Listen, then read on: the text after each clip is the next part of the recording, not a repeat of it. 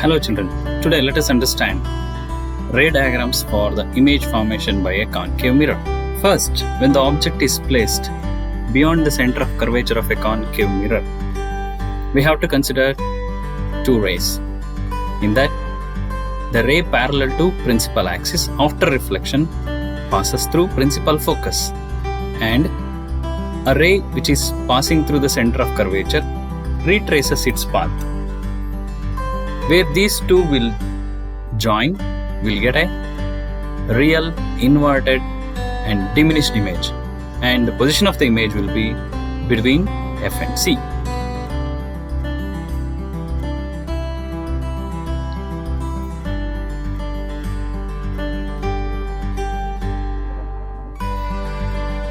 Next, when the object is placed at C, we have to consider the ray which is parallel to principal axis.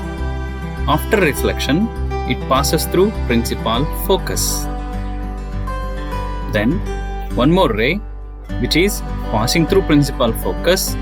After reflection from the mirror, it becomes parallel to the principal axis. Where these two will meet, we will get an image. Its nature will be real, inverted and same size as that of the object, and its position is at C.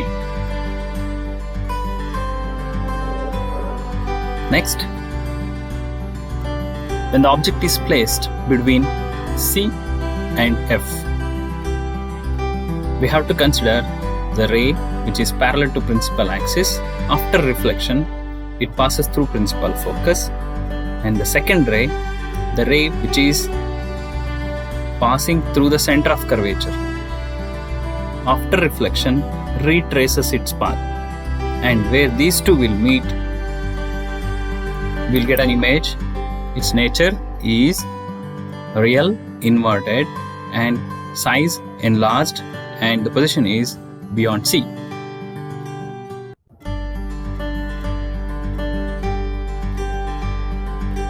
Next position at F. Here we have to consider ray parallel to principal axis. After reflection, passing through principal focus, and the next ray passing through the center of curvature, which retraces its path after reflection. Here, these two rays will become parallel to each other, and the image is formed at infinity. And the size of the image is highly enlarged. Nature of the image is real, inverted. Next position is between F and P. First ray, the ray is directed towards the pole of the mirror. After reflection, it makes an equal angle with respect to principal axis. Another ray which is passing through the center of curvature, it retraces its path.